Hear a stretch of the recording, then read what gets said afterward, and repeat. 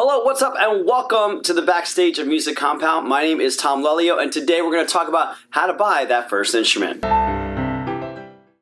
Now, when it comes to checking out drums, we also had a video about how to purchase your drum kits and some tips of purchasing drum kits. Number one, I would say you can rent them. So here at Music Compound, we actually rent out drums. One of our instructors rents out drum kits, so that's one way you can go.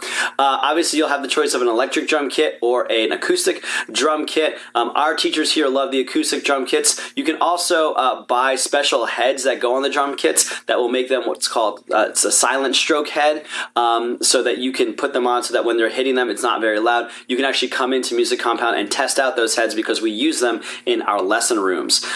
With the acoustic kits, used is a great way to go if you can find some good deals on Craigslist. But feel free to give us a call and talk to your instructor because we can let you know what's a good deal and what's not. A couple things to keep in mind when you're purchasing a drum kit. You may have your shell kit, which is like your toms, your snare, your kick drum. But don't forget about the hardware. You're going to need cymbals, you're going to need cymbal stands, you're going to need hi-hats, you're going to need hi-hat stands, you're going to need a kick pedal, you're going to need a drum throne or a drum stool, you're going to need a snare stand, you're going to need all these different bits and pieces. So make sure when you buy the bundle, especially if it's used, that everything you need is going to come with it. And again, just come talk to us, we can help you. Now when it comes to an electric kit, those could be awesome because obviously you just put on the headphones and you don't have to worry about hearing the drums all the time when you're at home. The only downside is the cheaper versions, a couple $100s, they don't respond as well as a real drum kit, so the feel isn't quite there, and sometimes the sounds can sound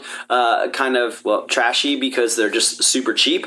But it might be one way to get started that is an option. For drums, expect to pay anywhere from a couple $100, $2, $3, all the way up to thousands of dollars, depending on how much you want to get involved in it. A good quality set that you can get started with, I would say at least expect $200. Because what you're going to want to do is, you might get a used set, but you can make a used set, an old set, sound really, really good by getting new heads, a couple $100. If you want to get the silent stroke heads, that's a couple $100, like $200 or so.